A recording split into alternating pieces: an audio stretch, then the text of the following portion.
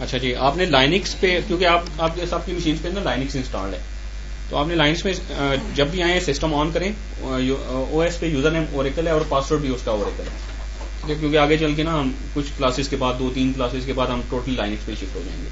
तो आज by chance चलने लाइनिक्स से मेरे पास अवेलेबल है, तो मैं आपको बता देता हूँ। आपने जस्ट क्या करना है, जब भी आना है आपने सर्विसेज स्टार्ट करनी है, आपने राइट क्लिक करना है डेस्कटॉप के ऊपर, टर्मिनल ओपन करना है और यहाँ पे एसक्यूएल प्लस आपके पास आपकी मशीन पे और ऑलरेडी ओरेकल इंस्टॉल्ड है, ठीक है। इंस्टॉलेशन हम देखेंगे मे बी नेक्स्ट क्लास में या उससे अगली क्लास में। अच्छा, एसक्यूएल प्लस लेके एंटर करना है, sys as sysdba और पासवर्ड पे सिंपली एंटर कर दें, या ड्यूरिंग इंस्टॉलेशन जो पासवर्ड आपने दिया होगा आप ओरेकल पासवर्ड दे दें, बाय डिफॉल्ट यहाँ पे ओरेकल होगा पासवर्ड। ये आपको मैसेज देगा जी connected to an idle instance, means कि अभी आपकी सर्विस स्टार्ट नहीं हुई। विंडोज के केस में तो आप सर्विसेज ऑटो स्टार्ट होती हैं, जब भी आप मशीन स्टार्ट करेंगे तो ओरेकल ऑटोमेटिकली स्टार्ट हो जाएगी। लाइनिक्स के केस में ऐसी सर्विसेज का कंसेप्ट नहीं है, आप इसको ऑटो स्टार्ट कर सकते हैं डिफरेंट स्क्रिप्ट्स को स्केड्यूल करके, लेकिन आपको बाय डिफॉल्ट इसको खुद से स्टार्ट करना पड़ता है। तो जब आपकी लाइनिक्स मशीन आप स्टार्ट करेंगे तो ओरेकल से खुद से स्टार्ट नहीं होगी, ठीक है। आपने एसक्यूएल क्लास ओपन करना है और सिस यूजर से कनेक्ट हो जाना है और फिर आपने स्टार्टअप की कमांड देनी है। स्टार्टअप की कमांड देंगे, ये सिस यूजर से इस वक्त कनेक्टेड हो, this is the most powerful user, ठीक है। ये डेटाबेस को शट डाउन कर सकता है, स्टार्टअप कर सकता है, क्रिएट कर सकता है, ड्रॉप कर सकता है, बहुत सारे ऑपरेशंस परफॉर्म कर सकता है। हम डेटाबेस को स्टार्टअप करेंगे, once the database is in open stage, database open हो जाएगी जब, तो फिर आप एचआर यूजर से कनेक्ट होकर क्यूरीज कर सकते हैं। तो डेली आगे आपने ये करना है कि आपने एसक्यूएल प्लस ओपन किया, सिस यूजर से कनेक्ट हुए जब भी क्लास में, ठीक है, वो स्टार्टअप कर लिया और फिर एचआर यूजर से काम लॉग इन होकर बाकी सारे ऑपरेशंस परफॉर्म करेंगे। अब मैं कनेक्ट हो जाता हूँ एचआर से। अच्छा, मेरे केस में एचआर का अकाउंट लॉक है, मैं इसको अनलॉक कर लेता हूँ। Alter user HR divide by HR account unlock.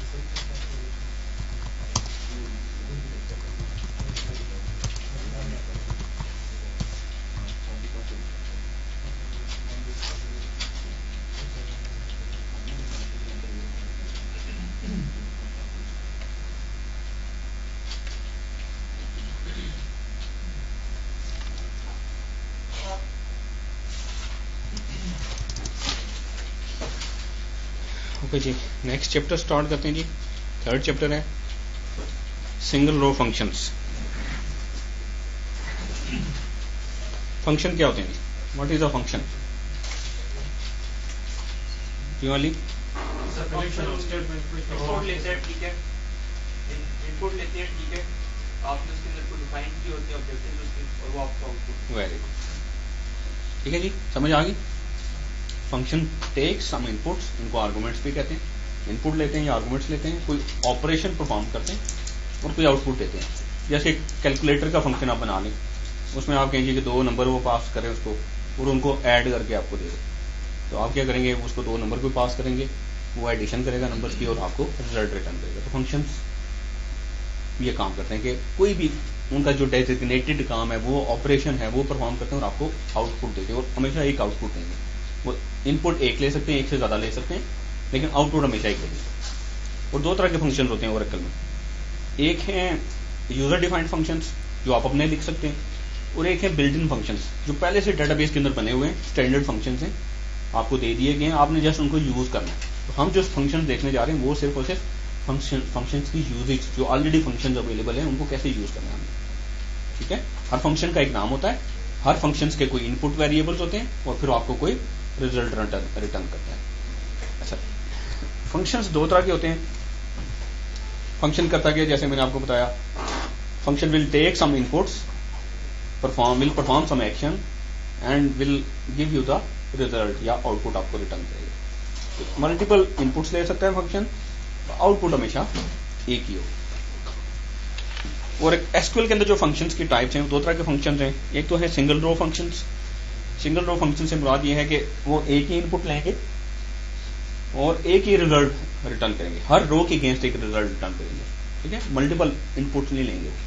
जबकि मल्टीपल रो फंक्शंस वो मल्टीपल इनपुट्स लेंगे, मल्टीपल रोज एज इनपुट लेंगे, उनके ऊपर कोई प्रोसेसिंग परफॉर्म करेंगे और आपको एक आउटपुट देंगे, ठीक है जी। तो 2 फंक्शन 2 तरह के हो गए बिल्ट इन फंक्शंस, एक सिंगल रो फंक्शंस और एक multiple row functions. Single row functions करते क्या जी? Single row functions manipulate data items, manipulation करते हैं, चेंजेस करते हैं, accept arguments and return one value, input लेंगे और आपको कोई आउटपुट देंगे, act on each row that is return, हर रो अगर आपने उनको 10 रोज पास की उस फंक्शन को तो हर रो के अगेंस्ट वो आपको अलग रिजल्ट मिलेगा, 10 आउटपुट मिलेंगे आपको। रिटर्न वन रिजल्ट पर row and may modified the data type, हो सकता है आप इनपुट करते वक्त उसको नंबर दें, आउटपुट करते वक्त वो आपको कैरेक्टर में कन्वर्ट कर दे या डेट में कन्वर्ट कर दे and so on. Can be nested function within function आप यूज कर सकते हैं। Accept arguments that can be a column और एन एक्सप्रेशन, फंक्शंस को आप अपनी तरफ से कोई वैल्यू पास कर सकते हैं या किसी कॉलम का नाम पास कर सकते हैं। किसी कॉलम का नाम पास कर दिया तो उस कॉलम में जो उस रो में जो वैल्यू होगी वो फंक्शन उठा लेगा, ठीक है।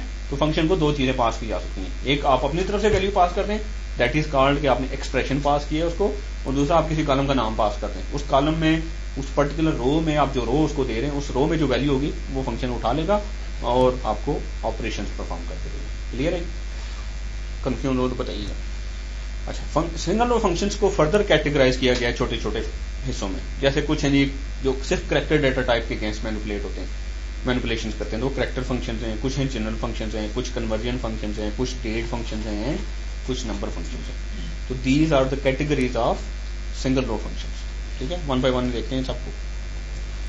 सबसे पहले हम देख रहे हैं जी कैरेक्टर फंक्शंस। इंपॉर्टेंट है ये बहुत ज्यादा चैप्टर, इसको जरा देखिएगा, गौर से देखिएगा इसको।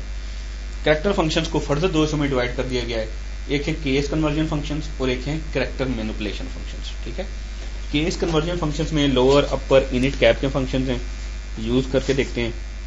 और फंक्शंस आप यूज जो कर सकते हैं, इनकी जो सिलेक्ट स्टेटमेंट के अंदर जो यूजेज है, एक तो सिलेक्ट के क्लॉज में यूज कर सकते हैं और एक कंडीशन में वेयर में जाके यूज कर सकते हैं। दो जगहों पे यूज किए जा सकते हैं, सिलेक्ट के अंदर एंड वेयर के अंदर जाके, कंडीशन के अंदर। लेट्स से मैं कहता हूं सिलेक्ट अपर, और मैं इसको अपर का फंक्शन है तो आप क्या करेंगे, फंक्शन का नाम लिखेंगे, उसके बाद पैरेंथेसिस स्टार्ट करेंगे। तो फंक्शंस को जो आप इनपुट देते हैं वो पैरेंथेसिस के बाद देते हैं। अब ये जो अपर का फंक्शन है वो एक इनपुट लेता है, एक आर्गुमेंट लेता है। ठीक है, तो अगर मैं अपनी तरफ से कोई आर्गुमेंट दूंगा तो सिंगल कोट्स में आपने देना है इस फंक्शन को, क्योंकि ये कैरेक्टर फंक्शन है। कैरेक्टर डाटा जब भी आप देते हैं वो सिंगल कोट्स में देना होता है, जबकि नंबर डाटा आप बगैर कोट्स के दे सकते हैं, डेट भी सिंगल कोट्स में देनी होती है आपने। ठीक है, तो क्योंकि ये अपर का फंक्शन क्या करता है, आप इसको जो भी स्ट्रिंग देंगे उसको अपर केस में कन्वर्ट करके देगा। मैं इसको कहता हूं जी this is our test, single quote close करके पैरेंथेसिस क्लोज कर दिया। तो ये मैंने अपर का फंक्शन कॉल किया है, उसके बाद मैंने पैरेंथेसिस लगाई है, और फिर सिंगल कोट में जो मैं वैल्यू उसको कोई पास करूँ, एक वैल्यू मैंने पास कर दी, एक स्ट्रिंग पास कर दी। This is a string. आप कोई भी एक वो पास करते हैं लेटर, वो एक अल्फाबेट या लेटर पास करते हैं, वो एक स्ट्रिंग कराती है। ठीक है, ये मैंने एक पूरी स्ट्रिंग पास की उसको, और फिर मैंने पैरेंथेसिस क्लोज कर दिया। उसके बाद मैं लिखूंगा जी फ्रॉम ड्यूल। अच्छा, मैंने इसको जो डाटा पास किया था या इनपुट दी थी वो लोअर केस में दिस इज आवर टेस्ट था, उसने मुझे आउटपुट देखें क्या किया, दिस इज आवर टेस्ट उसने अपर केस में कन्वर्ट करके मुझे रिटर्न कर दिया। अच्छा, dual is a dummy table जिसमें एक रो और एक कॉलम है, और ये सारे यूजर्स को एक्सेसिबल होता है। अगर आपने इस तरह की कोई ऑपरेशंस परफॉर्म करनी हो, टेस्टिंग्स करनी हो, अरिथमेटिक करने हो, तो ड्यूल के टेबल के ऊपर आप करते हैं। ठीक है, लेट्स से मैं कर सकता हूँ जी सिलेक्ट 5 + 10 फ्रॉम ड्यूल। उसको आपको एक ही उसमें रो रिटर्न किया, एक ही कॉलम रिटर्न किया। तो ड्यूल एक टेबल है जो इस तरह की कैलकुलेशंस के लिए यूज होता है। तो अगर आपने फ्रॉम, आपको जब भी कोई सिलेक्ट लिखते हैं तो फ्रॉम लिखना जरूरी है। मैंने आपको बताया था ना कि जो आपकी एक स्टेटमेंट हो सकती है उसमें मिनिमम एक सिलेक्ट, उसके बाद एक फ्रॉम होना चाहिए, उससे बगैर आपकी स्टेटमेंट कंप्लीट नहीं है, एरर दे देगा। लेट्स मैं कहता हूं सिलेक्ट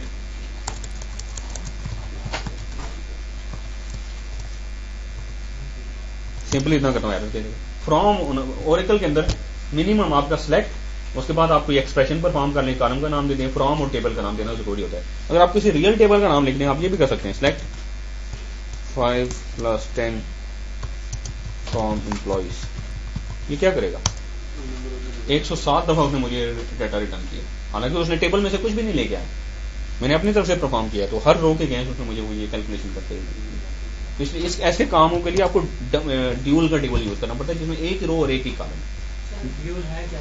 एक डमी टेबल है, एक टेबल है ना, टेबल है, ड्यूल एक टेबल है जिसमें एक रो और एक कॉलम है, एक कॉलम है उसके अंदर और उसमें एक रो पड़ी है। ये इंटरनल टेबल है सिस्टम का ना, डाटा को नहीं है, ये सिर्फ इस तरह की कैलकुलेशंस के लिए।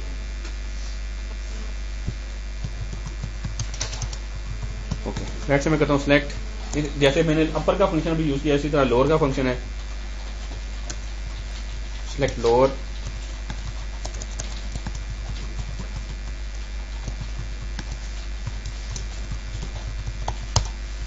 उसमें देखें जो मैंने उसको स्ट्रिंग पास की थी उस पूरी स्ट्रिंग को उसने लोअर केस में रिटर्न कन्वर्ट करके रिटर्न कर दिया।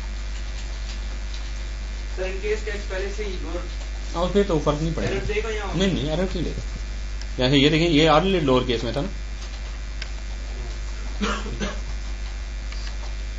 अच्छा, अब आपने स्टेटमेंट लिखनी है, मुझे हर एम्प्लॉय का नाम चाहिए, first name and last name, first name lower case में हो और लास्ट नेम अपर केस में होना चाहिए।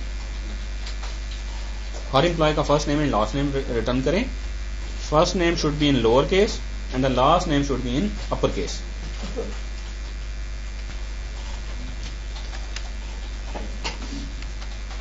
ये देखें जी, मैंने आपको कहा जी कि हर एम्प्लॉय का फर्स्ट नेम लोअर केस में आना चाहिए, तो लोअर का फंक्शन यूज करेंगे और उसमें फर्स्ट नेम पास कर देंगे।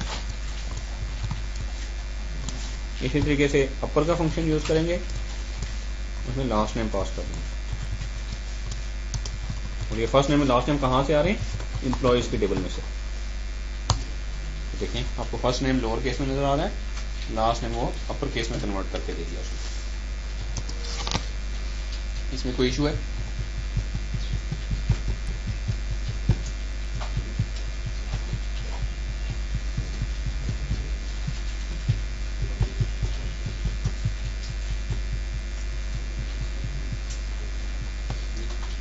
ओके जी, सर समटाइम्स जो हम स्ट्रिंग लिखते हैं हम कहते हैं टाइटल केस में नजर आए तो वो कैसे करेंगे? Initcap, initial letter capital, ठीक है। लेट से मैं करूँ select initcap, this is a test from dual. उसमें देखें इनिट कैप, इनिशियल लेटर सबका कैपिटल कर दिया, मुझे रिटर्न कर दिया।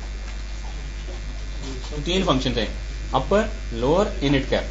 हाँ जी सर जिस तरह ये आपने अभी एडिट कैप की एग्जांपल दी है, इस तरह मैं बड़ा था बहुत ज्यादा फंक्शन है, ठीक है ना सर, रटा मारना पड़ेगा या क्या करना पड़ेगा? नहीं, रटा क्यों मारे, परफॉर्म करें। आप देखें आपको फंक्शंस के नाम फंक्शंस, इससे ज्यादा फंक्शंस आपको याद करने की जरूरत नहीं, किसी भी फंक्शन को याद करने की जरूरत नहीं है आपको। नाम आपको आना चाहिए, नाम देखें आपके पास, आपको समझ होनी चाहिए कि यूज कैसे करें, फंक्शन होता क्या है, इसको यूज कैसे करते हैं। ठीक है। फंक्शन का नाम नहीं याद रहता, उसमें क्या आर्गुमेंट्स पास किए जा सकते हैं नहीं याद रहता, documentation is there, books are there, Google is there, you can use that, ठीक है। आपसे कोई भी नहीं पूछेगा कि यार ये किस तरीके, आपको जस्ट इतना पता होना चाहिए फंक्शन कैसे यूज करते हैं। देर आर मेनी फंक्शंस, ठीक है। हम तो कुछ फंक्शन पढ़ रहे हैं ना, देर आर एनालिटिकल फंक्शन है जो कि बहुत सारे यूज होते हैं, ठीक है। रेगुलर एक्सप्रेशन है एंड सो ऑन। आपको हर चीज नहीं याद रहेगी, आप जितनी चीजों की प्रैक्टिस करेंगे उतनी चीजें याद रहेंगी। बाकी आपको इससे एडवांटेज ये होता है कि आपको पता चल जाता है कि फंक्शंस होते क्या हैं, उनको कॉल कैसे करते हैं, उनको यूज कैसे करते हैं। कोई फंक्शन आपको अगर आपके लिए नया है तो जस्ट उसकी पढ़ लें कि यार उसमें आर्गुमेंट्स क्या पास किए जा सकते हैं, वो क्या करता है, बस दैट्स इट। तो किसी चीज को आपने रट्टा नहीं लगाना, आपने समझना है, ठीक है। तो देयर आर मल्टीपल फंक्शन, मुझे 10 साल हो गए इस फील्ड में, लेकिन अभी भी बहुत सारे ऐसे फंक्शन हैं जो कि नहीं पता होते हैं मुझे, ठीक है। और कभी जरूरत पड़ते हैं तो डॉक्यूमेंटेशन देखनी पड़ती है, और फिर उनको क्योंकि पता है कि यूज कैसे करना है, तो जस्ट डॉक्यूमेंटेशन देख ली कि वो क्या करते हैं, उनके में कितनी इनपुट्स पास की जा सकती हैं, हर इनपुट का क्या पर्पज है, दैट्स इट। आपको यही चीज चाहिए, ठीक है। तो आप काम इसी तरीके से करते हैं। एडिटर जो है ना वो क्यू लिख के एंटर करें, क्यू। आपको लास्ट टाइम भी बताया था ना, जब भी आप अब एक टर्मिनल ओपन करके ना एग्जिट करना पड़ेगा एसक्यूएल प्लस से आपको, तो आप लिखेंगे export editor equals to G edit, Q लिख के स्मॉल क्यू लिख के एंटर करें तो निकल जाएगा ना। फिर एग्जिट करें एसक्यूएल प्लस से, और फिर जब टर्मिनल पे आ जाए तो ये लिखें export editor equal to G edit, उसके बाद SQL प्लस ओपन करें। अब जो भी स्टेटमेंट लिखेंगे आप उसको अगर आपने मॉडिफाई करना हो तो ED लिख के एंटर करेंगे तो वो gedit में ओपन हो जाएगी। Export editor equals to gedit, ये देख लें।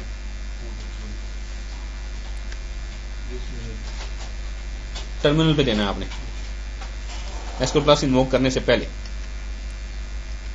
अगर आपने SQL प्लस इन्वोक कर लिया हुआ है ना तो फिर एग्जिट करें, दोबारा टर्मिनल पे आ जाएं और लिखें एक्सपोर्ट। विंडोज के केस में आपको जरूरत नहीं पड़ेगी, या लाइनक्स यूनिक्स के केस में आपको जरूरत पड़ेगी।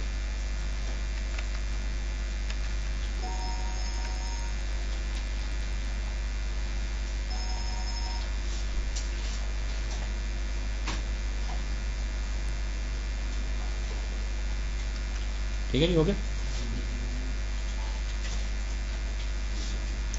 gedit लोअर केस में होगा, एडिटर अपर केस में है, एक्सपोर्ट लोअर केस में है, केस सेंसिटिव है। हाँ जी, जैसे मैंने लिखा आपने वैसे ही लिखना है।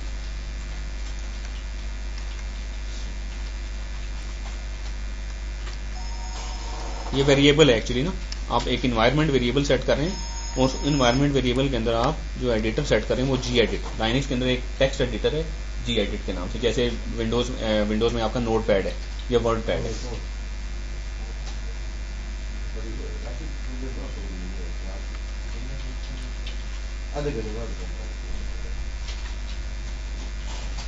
टर्मिनल ओपन करें।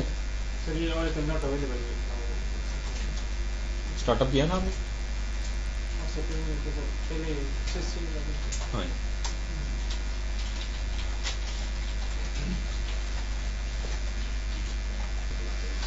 ओके।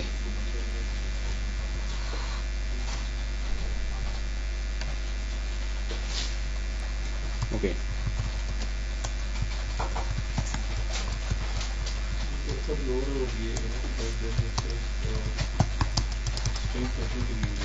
हाँ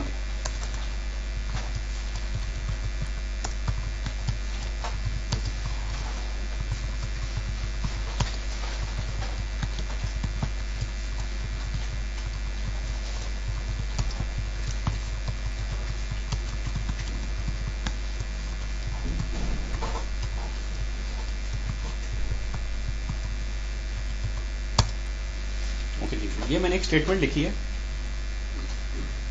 उसमें मुझे कोई डाटा नहीं दिया। हालांकि जेनिफर के नाम से एम्प्लॉयज एटलीस्ट ये तो मुझे एक रो तो नजर आ रही है, लेकिन यहाँ पे मैं जी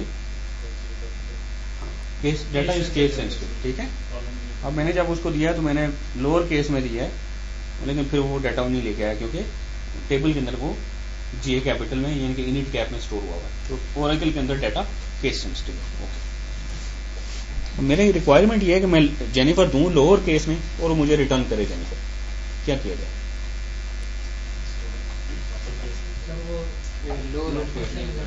जी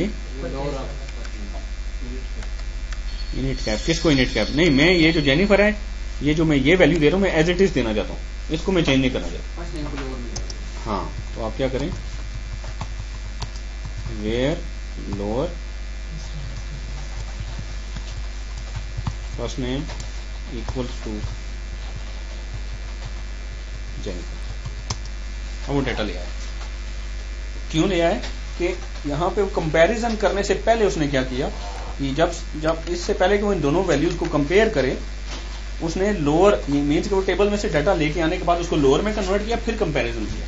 तो फिर जब वो कंपैरिजन किया तो कंपैरिजन हो गया, फिर वो डाटा लेके आ गया। तो आप टेबल में से डाटा फैच करके उसको आप अपने हिसाब से कन्वर्ट करके फिर मैचिंग करा सकते हैं, या जो आप इनपुट दे रहे हैं उस डाटा को कन्वर्ट करा के फिर मैचिंग करा सकते हैं आप। क्योंकि वो मैं सिलेक्ट में तो मैंने नहीं किया ना, क्योंकि सिलेक्ट में मैंने लोअर अपर के फंक्शन यूज ही नहीं किए। सिलेक्ट में मैंने सिर्फ फर्स्ट नेम यूज किया, लास्ट नेम किया। तो ये टेबल में जिस तरह स्टोर हुआ है उसी तरह आपको डिस्प्ले करेगा।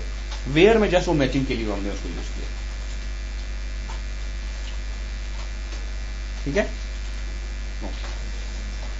तो आप ये जो फंक्शंस हैं कंडीशंस में भी यूज कर सकते हैं और डिस्प्ले करने के लिए सिलेक्ट में भी यूज कर सकते हैं।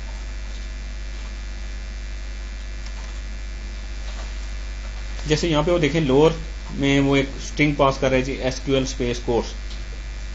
तो इसका रिजल्ट जब आप ये लिखेंगे सिलेक्ट लोअर और इसके बाद ये पैरेंथेसिस के अंदर उसको पास करेंगे, स्ट्रिंग फ्रॉम ड्यूल करेंगे, तो आपको रिजल्ट जो मिलेगा एसक्यूएल कोर्स लोअर केस में मिलेगा। इसी तरीके से आप ये स्टेटमेंट लिखेंगे अपर एसक्यूएल कोर्स, तो आपको अपर केस में कन्वर्ट करके देगा। इनिट कैप करेंगे तो वो इनिट कैप में कन्वर्ट कर देगा। तो ये आपको सैंपल दिखा रहा है कि आप किस तरीके से कन्वर्जन ये फंक्शन परफॉर्म करेंगे। तो जैसे मैंने भी आपको बताया कि ये अगर आप जो नेम है वो लोअर केस में देंगे और टेबल में किसी और केस में स्टोर हुआ है तो डाटा आपको नहीं दिखाएगा। आपने लोअर केस में दिया और टेबल में से भी आपने उसको फेच करके लोअर केस में कन्वर्ट किया और फिर मैचिंग कराई तो फिर मैच हो जाएगा। ओके, देन आगे ये तो आपके थे केस कन्वर्जन फंक्शंस, ये 3 हमने पढ़ लिया। आगे जी कैरेक्टर मैनिपुलेशन फंक्शन, जिसमें कनकैट है, सबस्ट्रिंग है, लेंथ, इंस्ट्रिंग, एलपैड, आरपैड, ट्रिम एंड रिप्लेस के फंक्शंस है। कनकैट को देखते हैं। कनकैट से कुछ याद आ रहा है कि हमने कनकैट के बारे में पहले भी कुछ पढ़ा हुआ है? क्या पढ़ा हुआ है जी? मर्ज कर देता है। तो इससे पहले हमने क्या पढ़ा हुआ है कनकैट का? इससे पहले जो हमने पढ़ा हुआ है वो पाइप साइन और उसको ऑपरेटर कहते हैं। इससे पहले हमने कंकैटिनेशन ऑपरेटर पढ़ा हुआ है। अभी हम फंक्शन पढ़ने जा रहे हैं, ठीक है? तो कंकैटिनेशन ऑपरेटर के थ्रू आप बहुत सारे कॉलम्स को मर्ज करके एक ही आउटपुट बना सकते हैं आप, ठीक है? जबकि कंकैट के फंक्शन में मैक्सिमम एक वक्त में 2 वैल्यूज पास की जा सकती है, ये याद रखिएगा, ठीक है? लेट्स मैं करता हूं select concat first underscore name comma last underscore name. 2 से ज्यादा आर्गुमेंट्स पास नहीं किए जा सकते कंकैट के फंक्शन में। फ्रॉम एम्प्लॉयज करेंगे तो देखें फर्स्ट नेम लास्ट नेम को उसने मर्ज करके दिखा दिया। तो कोई फंक्शन को कॉल करने में किसी को कोई इशू हो ना तो मुझे पूछ ले, फंक्शन कैसे कॉल करते हैं? फंक्शन का नाम देते हैं जो भी फंक्शन है, उसके बाद पैरेंथेसिस स्टार्ट करते हैं।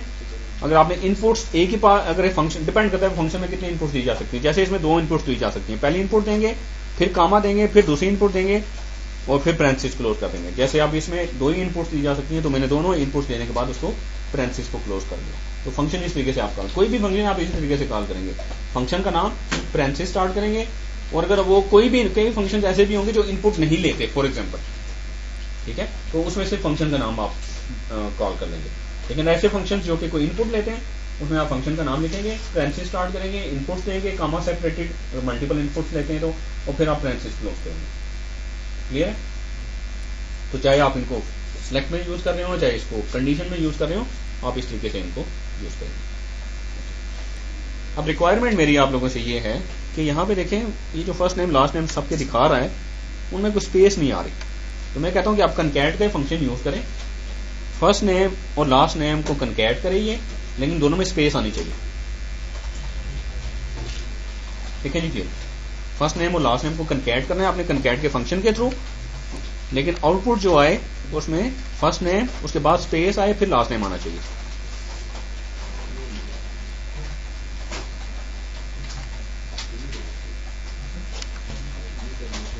एक तरीका तो यह है कि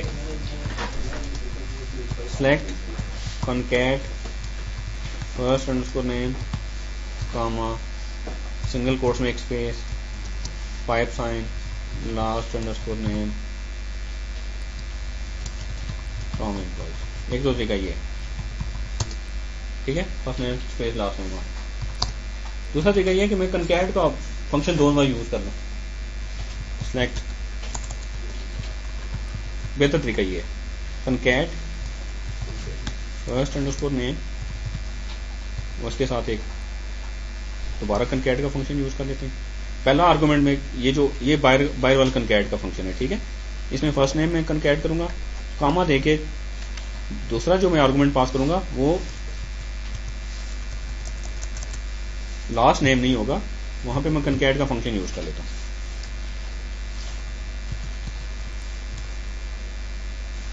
लास्ट नेम में मैं जो इनर कॉन्कैट का फंक्शन है उसमें मैं पहला आर्गुमेंट एक सिंगल कोट्स के अंदर एक स्पेस पास कर देता हूं और दूसरा आर्गुमेंट लास्ट अंडरस्कोर नेम पास कर देता हूं और ये पैरेंथेसिस क्लोज कर देता हूं और ये बाहर वाला जो कॉन्कैट का फंक्शन है उसकी पैरेंथेसिस भी क्लोज कर देता हूं फ्रॉम एम्प्लॉयज। अब देखिएगा इसको, अब क्या होगा, ये पहले इनर कॉन्कैट का फंक्शन परफॉर्म होगा, ये लास्ट नेम के शुरू में एक स्पेस अपेंड कर देगा और ये आउटर कॉन्कैट के फंक्शन को 2 आर्गुमेंट्स मिल जाएंगे। पहला आर्गुमेंट मिलेगा फर्स्ट नेम और दूसरा आर्गूमेंट मिलेगा, ये जो कनकैट का फंक्शन स्पेस के साथ लास्ट में डिपेंड करेगा, ये दूसरा आर्गूमेंट इसको मिल जाएगा।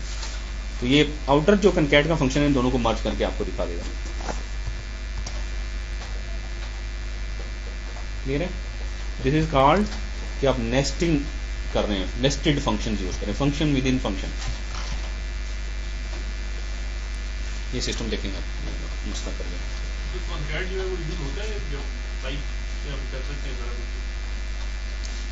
ऑप्शंस आर देयर, डिपेंड करता है।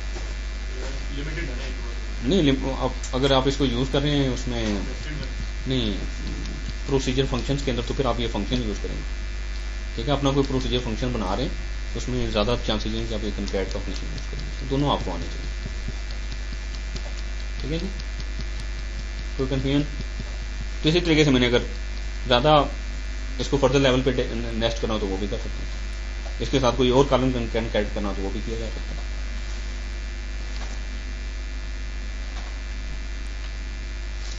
ओके जी, सब आ गया जी सबस्ट्रिंग। सबस्ट्रिंग का फंक्शन 3 आर्गुमेंट्स लेता है। पहला आर्गुमेंट कोई कॉलम का नाम या कोई आपकी तरफ से कोई प्रोवाइडेड स्ट्रिंग लेगा, दूसरा आर्गुमेंट स्टार्टिंग वैल्यू, तीसरा argument length, total number of characters. Substring क्या करता है, एक स्ट्रिंग में से एक सब पोर्शन उसका एक्सट्रैक्ट करके दे देता है। स्ट्रिंग क्या होती है, जैसे ये लिखा हुआ जी कैरेक्टर फंक्शंस, ये पूरी एक स्ट्रिंग है। सिंपली कैरेक्टर लिखा हुआ ये एक स्ट्रिंग है, फंक्शंस लिखा हुआ ये एक स्ट्रिंग है। तो एक स्ट्रिंग का कुछ पोर्शन आप एक्सट्रैक्ट कर लें तो वो सब स्ट्रिंग, एक स्ट्रिंग का कुछ पोर्शन वो सब स्ट्रिंग कहलाता है। ठीक है, जैसे मैं करता हूं जी के मैं चाहता हूं हर एम्प्लॉय के फर्स्ट नेम के पहले 2 कैरेक्टर्स में एक्सट्रैक्ट करूं। ठीक है, तो मैं करूंगा सिलेक्ट फर्स्ट एंड उसको नेम सिंपली कर देता हूं और सब स्ट्रिंग SUBSTR। पहला आर्गुमेंट में इसको फर्स्ट नेम पास करूंगा क्योंकि मैंने उसके पहले 2 कैरेक्टर एक्सट्रैक्ट करने, कॉमा देके स्टार्ट करे पहले कैरेक्टर से, उसके बाद टोटल 2 कैरेक्टर्स उठाए यानी कि पहले कैरेक्टर को इंक्लूड करते हुए। ठीक है, और मुझे वो डिस्प्ले कर दें। आप देखें हर एम्प्लॉय के फर्स्ट नेम के पहले 2 कैरेक्टर आपको नजर आ रहे हैं।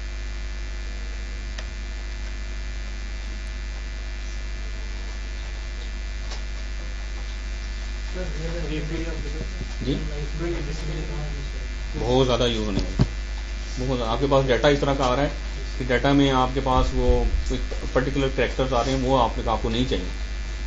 ठीक है, ये डाटा वेयर हाउसिंग में तो बहुत ज्यादा यूज होता है, बहुत ज्यादा यूज होना है, इसको आपने देख के करना है। ठीक है, अब आपने मुझे क्यूरी लिखनी है कि हर एम्प्लॉय के फर्स्ट नेम के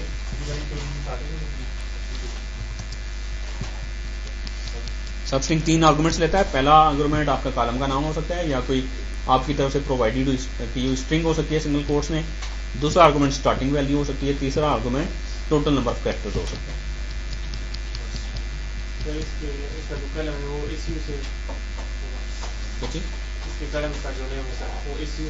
नहीं वो ये SU नहीं होगा, वो ये पूरा, क्योंकि कॉलम में 2 कैरेक्टर्स दिखा रहे हैं तो कॉलम का नाम वही होता है जो आप एक्चुअली जो एक्सप्रेशन परफॉर्म करते हैं। तो इसमें क्योंकि वो 2 कैरेक्टर दिखा रहा है तो इसमें से SU 2 दिखा रहा है। इसको कोई एलियस देंगे तो वो सही दिखा देगा आपको। फर्स्ट नेम के पहले 2 कैरेक्टर्स एक्सट्रैक्ट करके आपको दिखा रही है। ये देखें ना, ये पीटर है तो इसका PE आपको सिर्फ दिखा रहा है। मैंने पीटर पहले मैंने फर्स्ट नेम पूरा भी आपको दिखा दिया है और फर्स्ट नेम को सबस्ट्रिंग करके भी दिखा दिया आपको, ताकि आपको पता चले कि क्या आउटपुट क्या आ रही है। ये मैंने आपको first name as it is पूरा दिखा दिया और सबस्ट्रिंग में से करके इसको पहले 2 कैरेक्टर्स उठा के आपको दिखा दिया। अब आप क्यूरी लिखें, हर एम्प्लॉय के फर्स्ट नेम भी दिखाना है आपने और फर्स्ट नेम का second, third and fourth character दिखाना है आपने। हर एम्प्लॉय का फर्स्ट नेम दिखाना है आपने और फिर फर्स्ट नेम पूरा भी दिखाना है आपने, जैसे मैंने यहाँ पे शो कराया, और फर्स्ट नेम का second, third and fourth character आपने शो कराना है। फोर्थ कैरेक्टर 3 कैरेक्टर आपने फर्स्ट नेम के दिखाने, second, third and fourth character. Okay,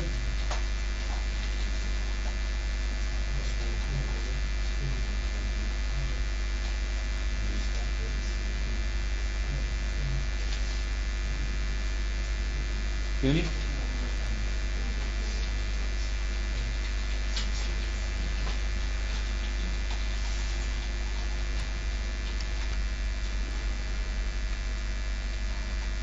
हो हो गई। सबस्ट्रिंग की समझ आ गई। सबस्ट्रिंग 3 आर्गुमेंट्स, पहला आर्गुमेंट कोई स्ट्रिंग या कोई कॉलम का नाम, दूसरा आर्गुमेंट स्टार्टिंग पोजीशन, तीसरा argument total number of characters जो उसने एक्सट्रैक्ट करने। अच्छा, बल्कि एक और कर लेते हैं, हर एम्प्लॉय के फर्स्ट नेम के लास्ट 3 कैरेक्टर्स दिखाएं। हर एम्प्लॉय के फर्स्ट नेम के लास्ट 3 कैरेक्टर्स शो करें। हाँ जी,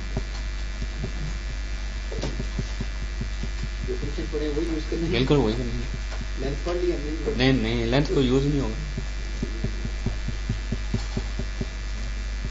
फर्स्ट नेम के लास्ट 3 कैरेक्टर्स।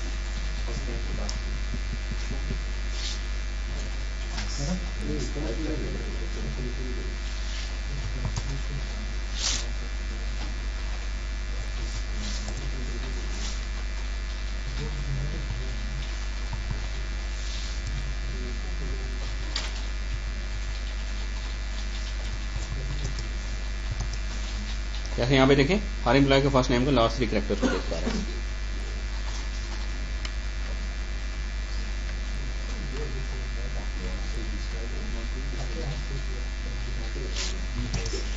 तो अच्छा देख लीजिएगा, अगर आप ये जो सेकंड कैरेक्टर है ना, ये स्टार्टिंग पोजीशन आपको बताता है। मतलब वो से सुनिएगा, फिर ये ना होगे समझ ना आए आप लोगों को।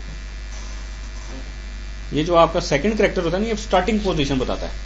अगर आपका सेकंड जो कैरेक्टर आप दे रहे हैं वो पॉजिटिव है, तो स्टार्टिंग वैल्यू आपकी राइट साइड से होगी, और आप इसको नेगेटिव देंगे तो ये लेफ्ट साइड से होगी। तो दिस इज -1, ये -2 पोजीशन है, ये -3 पोजीशन है। -3 का मतलब है कि यहां से स्टार्ट करे और 3 कैरेक्टर उठाए, तो उसके बाद काउंटिंग हमेशा लेफ्ट टू राइट करेगा। जो स्टार्ट वैल्यू हो सकती है वो या तो राइट साइड से हो सकती है या लेफ्ट साइड से हो सकती है। पॉजिटिव इंटीजर होगा तो वो राइट साइड से स्टार्टिंग पोजीशन लेगा, नेगेटिव इंटीजर होगा तो वो लेफ्ट साइड से स्टार्टिंग पोजीशन लेगा, लेकिन काउंटिंग हमेशा लेफ्ट टू राइट ही करेगा।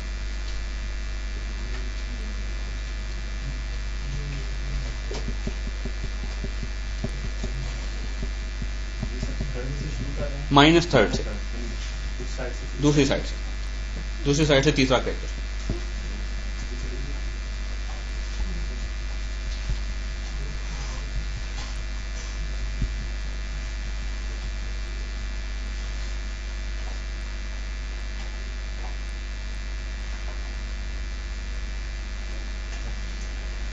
देन है जी लेंथ का फंक्शन।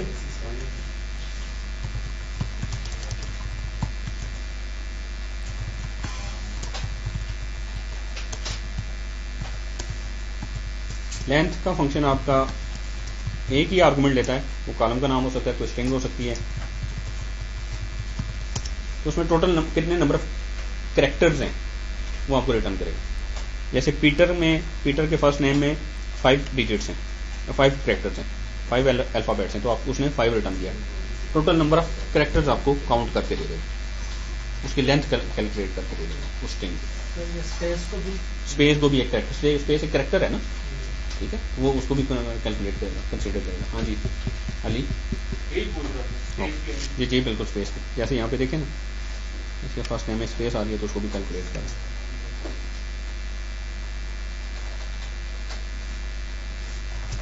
तो लेंथ और एक ही आर्गुमेंट इसमें आप पास करेंगे, कोई भी आप जिसकी आप लेंथ फाइंड करना चाहते हैं उसकी लेंथ आपको देंगे, ठीक है जी।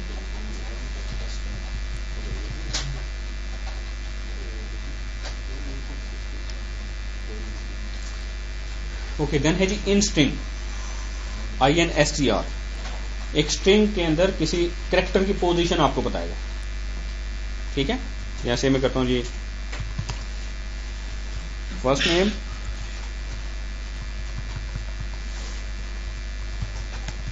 इन स्ट्रिंग फर्स्ट नेम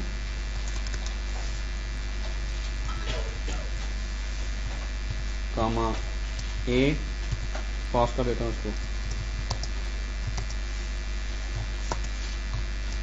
तो ये आपको बताएगा कि फर्स्ट नेम के अंदर जो ए हेड कैरेक्टर है वो कौन सी पोजीशन पे है। तो पीटर में ए है ही नहीं तो उसने 0 रिटर्न किया। क्लारा में ए थर्ड पोजीशन, फर्स्ट अक्रंस आपको बताएगा, पहली अक्रंस बाय डिफॉल्ट, ठीक है।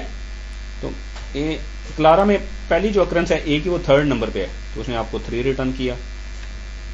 अलाना में ए थर्ड नंबर पे है, पहला जो ए है वो 3 रिटर्न किया, मैथ्यू में सेकंड नंबर पे है तो 2 रिटर्न किया। तो position of a character in a string, तो आप 2 आर्गुमेंट्स पास करेंगे, एक आर्गुमेंट होगा कोई कॉलम का नाम या कोई आपकी प्रोवाइडेड स्ट्रिंग, और दूसरा आर्गुमेंट आप सिंगल कोट्स के अंदर वो कैरेक्टर जिसकी पोजीशन आप देखना चाह रहे हैं। नहीं, पहली अक्रेंस आपको दिखाएगा। तो फिर देखें, अगर वो ए से स्टार्ट हो रहा है, यहाँ पे देखें वो ए से स्टार्ट हो रहा है, लेकिन डाटा केस सेंसिटिव है ना, आपने लोअर ए लिया, वो पहला लोअर ए चेक करेगा, अदरवाइज आप कन्वर्ट कर लें, केस कन्वर्जन फंक्शन यूज कर लें। ठीक है, ये जब एक्सरसाइज करेंगे ना तो ये सारे मिला के यूज करेगा वो फंक्शन, फिर आपको ज्यादा चीजें क्लियर होंगी। ओके, देन है जी L pad and R pad के फंक्शन। लेफ्ट साइड पे पैडिंग करते हैं या राइट साइड पे पैडिंग करते हैं।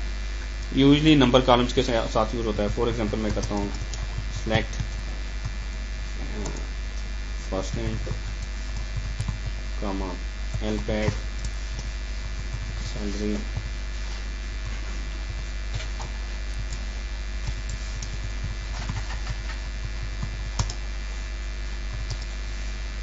तीन आर्गुमेंट्स लेगा एल पैड का फंक्शन। वो से सुनिए, तीन आर्गुमेंट्स, पहला आर्गुमेंट कोई कॉलम का नाम या कोई स्ट्रिंग, दूसरा आर्गुमेंट टोटल विड्थ कितनी करे, और तीसरा आर्गुमेंट क्या अपेंड करे। तो हमने इसको कहा जी सैलरी उठाए, उसके साथ डॉलर साइन अपेंड करे, कितने, टोटल 10 कर दे। तो वो क्या करेगा, सैलरी उठाएगा। अब यहाँ पे सैलरी 3000 है, इसकी कितनी विड्थ है इस सैलरी की, 4 है, बाकी कितने बचे 10 करने, टोटल 10 करेगा। तो एक्चुअल पहली जो सैलरी की विड्थ है वो उठाएगा, सैलरी उठाएगा, उसकी टोटल विड्थ देखेगा, फिर उसमें देखेगा 10 करने के लिए उसको कितने और डॉलर साइन अपेंड करने। तो एल पैड आपने किया तो लेफ्ट साइड पे उसने 6 डॉलर साइन यहाँ पे अपेंड कर दिए। ठीक है ना। इसी तरीके से हम कोई और सैलरी देखते हैं। 3 आर्गुमेंट्स मैं बताता हूँ। अच्छा, ये सैलरी उसने उठाई, इस सैलरी की विड्थ कितनी आप ही बताइएगा, कितनी लेंथ है इस सैलरी की, 5। तो $5 साइन उसने अपेंड किया। ठीक है। अच्छा, आर्गुमेंट्स देखें। पहला आर्गुमेंट कोई कॉलम होगा, दूसरा आर्गुमेंट टोटल विड्थ आपने बतानी है, तीसरा आर्गुमेंट क्या अपेंड करे लेफ्ट साइड पे या राइट साइड पे। ठीक है। सैलरी में सिर्फ ये सैलरी स्टोर हुई है, हमने अपनी तरफ से ये डॉलर साइन अपेंड किए। तो उसने क्या किया है कि सैलरी उठाएगा, उसमें देखेगा टोटल इसकी लेंथ कितनी है, और ये लेंथ, इतनी लेंथ करने के लिए उसको कितने ये वाले डिजिट्स ऐड करने वो देख लेगा। ठीक है ना। तो ये जैसे यहाँ पे इसकी लेंथ 4 है, हमने इसको टोटल 10 कहा हुआ है, तो $6 साइन अपेंड कर देगा। और किसी की सैलरी की लेंथ अगर 8 है तो कितने डॉलर साइन अपेंड होंगे, किसी की सैलरी की लेंथ 9 है तो कितने डॉलर साइन अपेंड होंगे, किसी की सैलरी की लेंथ 10 है तो कितने डॉलर साइन अपेंड होंगे, कोई नहीं अपेंड होगा। तो लेंथ पे डिपेंड करेगा। और इसी तरीके से एल आर पे ऐड करेंगे तो राइट साइड पे पैडिंग कर देगा। ठीक है ना। अब आपने घर से क्वेश्चन करके लाना है, वो ये है कि सैलरी के लेफ्ट और राइट दोनों साइड पे आपने पैडिंग करनी है, मींस के नेक्स्ट करके आपने ये फंक्शन यूज करने हैं दोनों। और लेफ्ट साइड पे भी $2 साइन आने चाहिए और राइट साइड पे भी $2 साइन आने चाहिए, रिगार्डलेस ऑफ कि क्या उसकी लेंथ है सैलरी की। दोनों तरफ $2 साइन अपेंड करने हैं आपने। किसी की सैलरी की लेंथ 8 है तब भी $2 साइन स्टार्ट में अपेंड हुए आए हैं और एंड पे भी $2 साइन आए, और किसी की सैलरी की लेंथ 4 है तो तब भी ऐसे ही हो। ठीक है जी, ये करके लगे।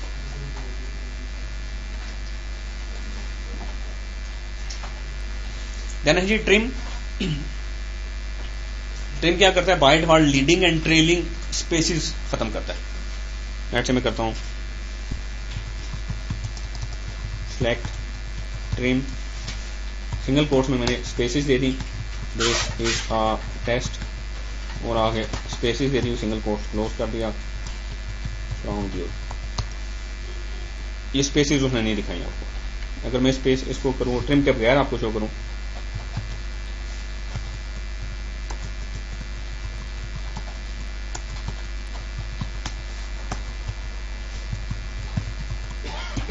देखिए स्पेसिस दिखा रहा है। ठीक है ना। तो अगर आप ट्रिम करेंगे ना, ट्रिम का फंक्शन यूज करेंगे, तो अगर लीडिंग स्टार्ट में कोई स्पेसिस आ रही होंगी और एंड में कोई स्पेसिस आ रही होंगी तो वो स्पेसिस रिमूव कर देगा। ठीक है। या फिर बाय डिफॉल्ट ये स्पेसिस रिमूव करता है अगर आप इसको कोई आर्गुमेंट नहीं देते। ट्रिम के फंक्शन में या सिंपली एक स्ट्रिंग पास कर सकते हैं, कॉलम का नाम पास कर सकते हैं, और आप इसको कोई कैरेक्टर भी ट्रिम करा सकते हैं। फॉर एग्जांपल मैं ये कर सकता हूँ select trim h from hello, ये भी किया जा सकता है। तो मैंने सोचा जी कि हेलो की एक स्ट्रिंग है, उसमें से h को ट्रिम कर दो, ठीक है ना, वो उसने ट्रिम कर दिया। आप ऐसे ही करें, ऐसे एम्प्लॉयज जिनके फर्स्ट नेम कैपिटल ए से स्टार्ट होते हैं, ऐसे एम्प्लॉयज जिनके फर्स्ट नेम कैपिटल ए से स्टार्ट होते हैं, उनका आपने ए ट्रिम करा देना।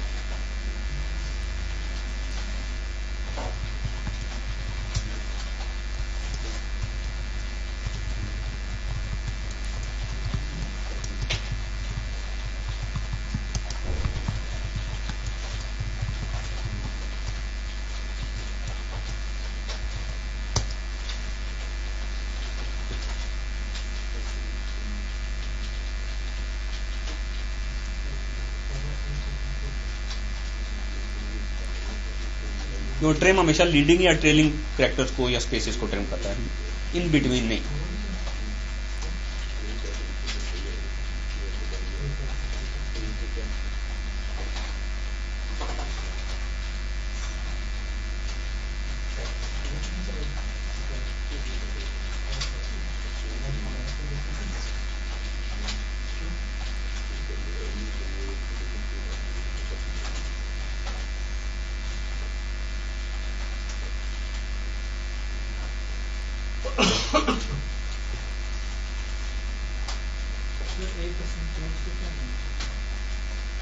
आपने लास्ट क्लास में नहीं पढ़ा था? ए परसेंटेज का मतलब ये है कि ऐसे एम्प्लॉयज जिनके फर्स्ट नेम कैपिटल ए से स्टार्ट हो रहे हैं। ये आपको वीडियो देखनी पड़ेगी, इसमें अच्छी खासी चीजें, ठीक है ना। इसलिए कोई क्लास ना मिस किया गया। वीडियो पढ़िए, मैं भी हाँ जी, ये तो बहुत इंपॉर्टेंट था, ये जो वेयर क्लॉज है ना, सेकंड चैप्टर बहुत इंपॉर्टेंट है, उसके बगैर आपको कख नहीं समझ आएगी।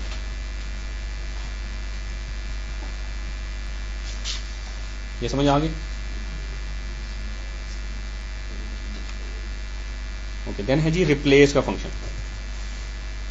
नाम से जाहिर हो रहा है कि एक स्ट्रिंग के अंदर कोई कैरेक्टर से रिप्लेस कराने। फॉर एग्जाम्पल मैं करता हूँ सेलेक्ट रिप्लेस में 3 आर्गुमेंट्स पास करेंगे। जैसे कोई आप स्ट्रिंग पास करना चाहते हैं तो वो सिंगल कोट्स में, या कॉलम का नाम पास कर सकते हैं, वो कॉलम का नाम देंगे तो वो सिंगल कोट्स में नहीं देंगे आप, ठीक है। जो आपने कैरेक्टर रिप्लेस करना है और जिसके साथ रिप्लेस करना है।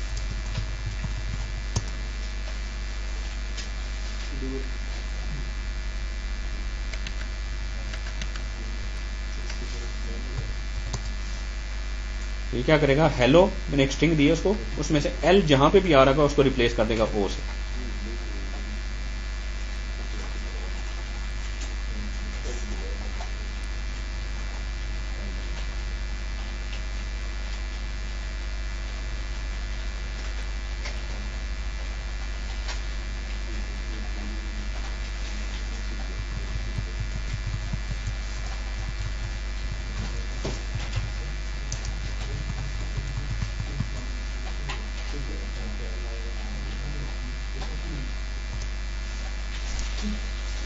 अच्छा, ये क्वेश्चन करें फिर यहां पे वाइंड अप करते हैं।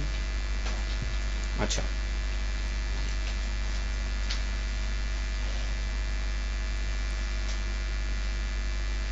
क्वेश्चन गौर से सुनिएगा जी, सारे जरा सुन लें।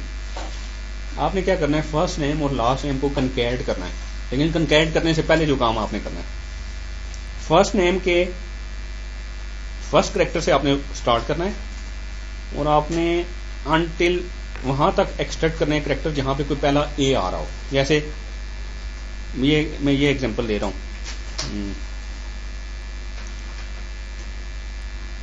सीगल। अच्छा, इसमें पहला ए कहां पे आ रहा है, 4th नंबर पे, तो इसका मतलब पहले 4 कैरेक्टर आपने उठा लेने। इसी तरीके से आपने लास्ट नेम के साथ करना है, लास्ट नंबर में जी पहला ए जहां पे भी आ रहा है वहां तक के कैरेक्टर्स उठाने हैं आपने, और इन दोनों को कंकैट करना है। तो first name as it is भी शो होना चाहिए, लास्ट नेम भी शो होना चाहिए, फिर कंकैटेड जो मेरी रिक्वायरमेंट है उसके हिसाब से भी शो होना चाहिए। करें देखें ये स्टेटमेंट पर आगे करते हैं। करूंगा तो कैसे करूंगा जी,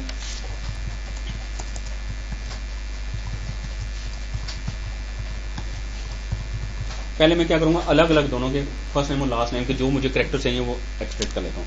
मुझे चाहिए जी, मैंने रिक्वायरमेंट ये है कि आपने फर्स्ट नेम का सब स्ट्रिंग करना है पहले कैरेक्टर से लेकर अनटिल जहां पे पहला ए है। तो पहला आर्गुमेंट आप पास करेंगे स्टार्टिंग वैल्यू 1 से स्टार्ट, और कितने कैरेक्टर आगे एक्सट्रैक्ट करें वो आपको नहीं पता, ठीक है ना, वो आपको नहीं पता कि पहला ए पहले पोजीशन पे आ जाएगा या थर्ड पोजीशन पे आएगा या सेकंड पोजीशन पे आएगा, कहां पे आएगा वो आपको नहीं पता ना। अच्छा, तो किसी स्ट्रिंग में किसी कैरेक्टर की पोजीशन जाननी हो उसके लिए कौन सा, नहीं किसी स्ट्रिंग के अंदर किसी कैरेक्टर की पोजीशन आपको पता चलानी हो तो उसके लिए कौन सा फंक्शन है, अभी हमने पढ़ा है इन स्ट्रिंग। किसी स्ट्रिंग के अंदर किसी कैरेक्टर की पोजीशन आपको बताता है ना, तो आप यहां पे इन स्ट्रिंग का फंक्शन यूज कर लें और उसमें फर्स्ट नेम में जो ए है उसकी पोजीशन पता कर लें।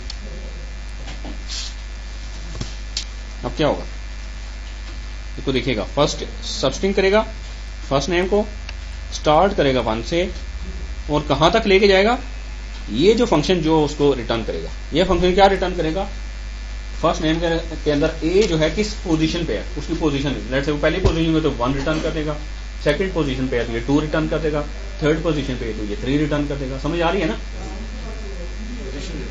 हाँ, पोजीशन तो आपको टोटल नंबर ऑफ कैरेक्टर्स उतने ही उठाने ना। मैंने आपको ये कहा है कि आपने फर्स्ट लेटर से स्टार्ट करना है और आपने वहां तक वो एक्सट्रैक्शन कर लेनी है जहां पे पहला ए आ रहा हो, ठीक है ना। फ्रॉम एम्प्लॉयज, अब देख लें पीटर में नहीं है ए, उसने दिखाया नहीं है। कलारा में ए थर्ड नंबर पे है, पहला ए, तो मुझे ये पहले 3 कैरेक्टर एक्सट्रैक्ट करने तो उसने पहले 3 ही एक्सट्रैक्ट करके आपको दिए। इसी तरीके से लास्ट नेम में भी इसी तरीके से कर ले, लेट्स से कनकैट कर लेना, दोनों में पाइपलाइन लगा ले या फिर कनकैट के फंक्शन में दोनों को पास कर ले। समझ आ गई ना? ये तो मैंने आपको एक जस्ट वो फर्स्ट नेम करके दिखा दिया, लास्ट नेम आप खुद ही कर लेंगे।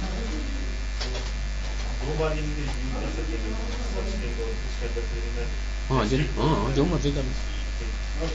अब अगर आपने लास्ट नेम के साथ भी करना है तो यहाँ पे पाइप साइन लगा लें या कामा लगा लें, कामा लगाएंगे तो अलग कॉलम में आपको दिखाएगा, पाइप साइन लगाएंगे दोनों मर्ज करके दिखा देगा आपको। ठीक है जी, समझ आ गई? ओके जी, दैट्स इट, यहीं तक रखते हैं आज।